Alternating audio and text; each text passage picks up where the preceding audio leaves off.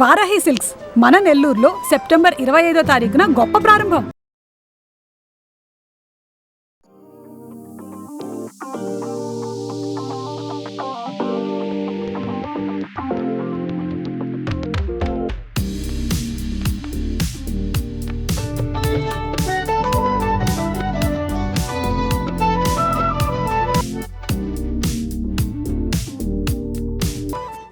నమస్తే రమ్మగారు. నమస్తే జయ.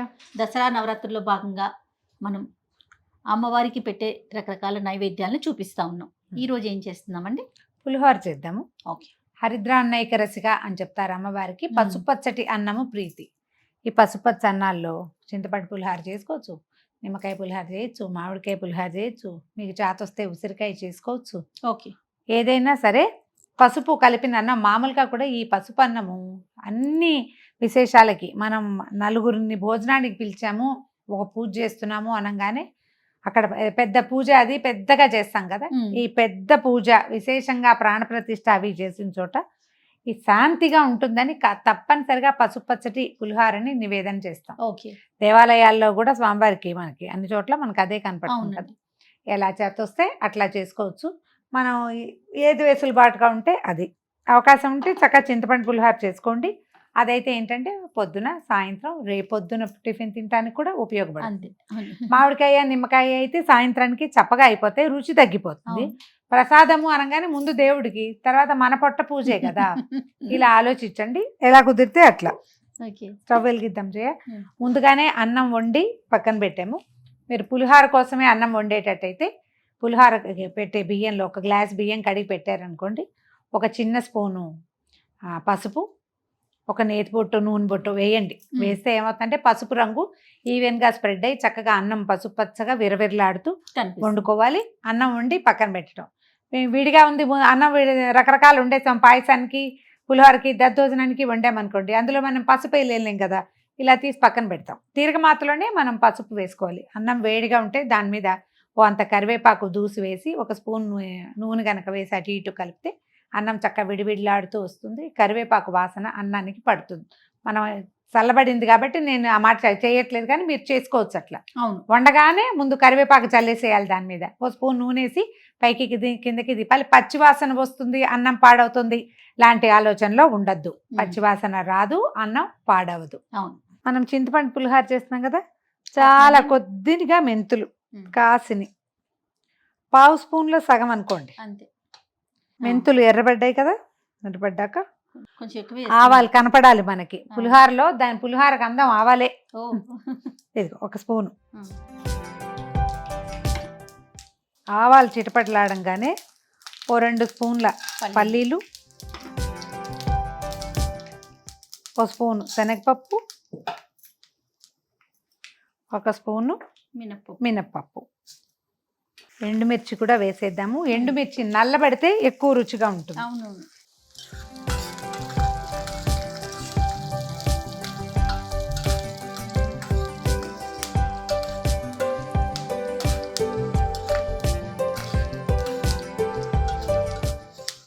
పోపు వేగింది కదా, ఇంగువ,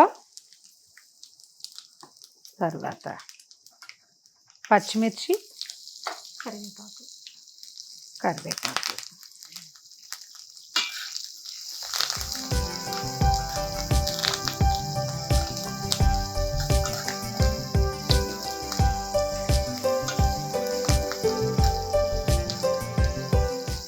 మామూలుగా మనకి ఈ అనంతపురం నుంచి అటు తమిళనాడు, కర్ణాటక వైపుకి పులిహోరలో పులిహోర పొడిని వేసుకుంటారు.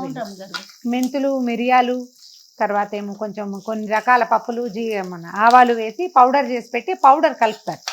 ఈ పొడి వల్ల ఏంటంటే దీనికి ఇంకా కొంచెం రంగు గాఢత వస్తుంది, ఘాటు వస్తుంది. అవును. మన వైపు కొంచెం తక్కువే, కాస్త తక్కువగా వేసుకుంటాం. పొడి కావాలి మీకు చాయిస్ ఉంటే చేసి వేసుకోండి, కానీ నేను చెయ్యను. కొంచెం సరిపడా పసుపు వేసేద్దాము, ఒక చిన్న స్పూన్ అనుకోండి. ఇప్పుడు చింతపండు పులుసు తీసి పెట్టాం కదా, ఈ 1 గ్లాసు బియ్యానికి 1 నిమ్మకాయ కంటే కొంచెం ఎక్కువ చింతపండు వేడి నీళ్ళు పోసి నానబెట్టాము. గుజ్జు కూడా తీసేసాం. అది ఈ పోపులో పోసేసాం.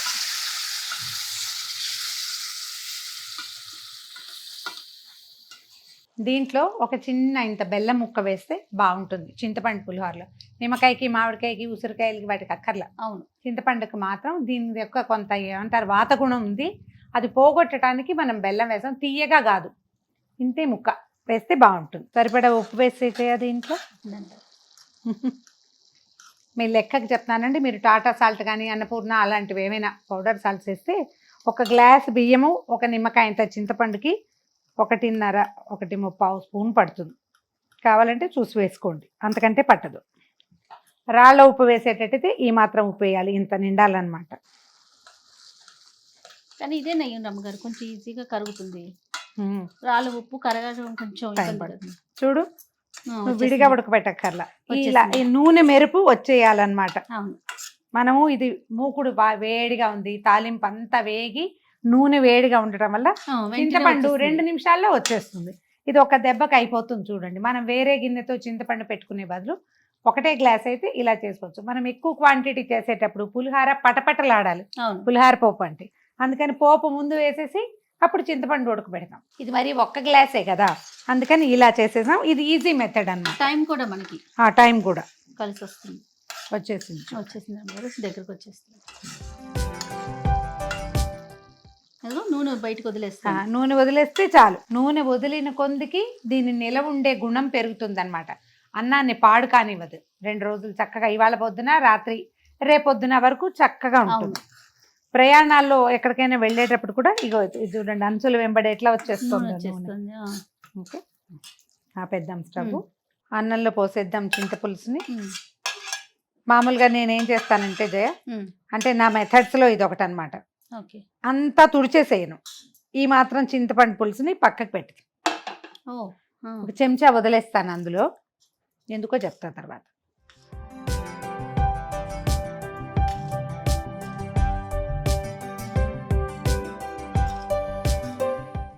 ఇందులో మీరు నువ్వులు, వేయించిన నువ్వుల పొడి వేసుకోవచ్చు. అవును, బాగుంటుంది. నువ్వులే కూడా వేసుకోవచ్చు కదా. నువ్వులు కూడా వేసుకోవచ్చు. తాలింపులో నువ్వులు వేసుకోవచ్చు. కొంచెం అల్లం, పచ్చిమిర్చి సన్నగా కోరి అవి కలుపుకోవచ్చు. మన రుచి, మన అలవాటు అంతే. తర్వాత కాసిన ఆవాలు, 1 ఎండుమిరపకాయ నానబెట్టి పక్కన పెట్టి దాన్ని నున్నగా మెత్తగా నూరేసి అది కలపచ్చు. ఆవ పులిహోర మన ఇష్టం అన్నమాట.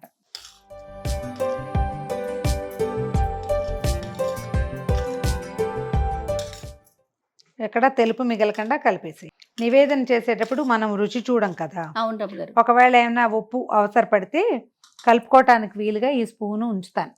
ఓహో, ఒకవేళ మనకు ఆ మధ్యాహ్నానికి గెస్ట్లు అందరూ వచ్చాక పులిహారలో పులుపు తగ్గింది అని అనిపిస్తే, పులుపు కాదు ఉప్పే తగ్గుతుంది. పులుపు తగ్గే ప్రసక్తే ఉండదు దీంట్లో, సరిపోతుంది. మనం ఎక్కువే వేస్తాం. ఉప్పు తగ్గింది అని అనిపిస్తే ఆ చిటికెలో కలిపి ఇందులో కలిపేస్తా. ఒకవేళ కాదు సరిపోయింది, ఇది మిగిలిపోయింది, చాలా దుఃఖంగా ఉంటుంది. ఇంత పని చేసాం కదా అని రాత్రికి చేసే చారులోనో పులుసులోనో దీన్ని తుడిచి వేసేస్తాను. బాగుంది రమ్మగారు మీ ఐడియా. ఇంటింటికి ఒక చిట్కా ఉంటుంది జయ. ఖచ్చితంగా. ఎవరి తెలివితేటలు వాళ్ళవి, మా తెలివి ఇలా వాడతాం అన్నమాట.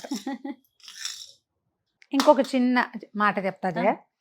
మనం ఈ వర్షాకాలం, శీతాకాలం చేయి పెట్టి చక్కగా 4 పక్కల దేవేసిన అన్నం బాగుంటుంది. కానీ ఎండాకాలం చేతులు పెట్టామంటే సాయంత్రానికి కొంచెం వేరే మొహం వెళ్ళిపోతానంటుంది. అది వెళ్ళిపోనివ్వకండి. దీన్ని ఏం చేయొచ్చు అంటే ఇంకొక స్పూన్ పెట్టుకుని 2 స్పూన్లతో ఇట్లా కలిపి, కొంచెమే అన్నం కాబట్టి 1 చెంచాతో కలిపినా కానీ 2 స్పూన్లు పెట్టుకుంటే చక్కగా కలుస్తుంది. చేతులు పెట్టకుండా ఉంటే అన్నానికి లైఫ్ ఎక్కువ ఉంటుంది. అవునండి.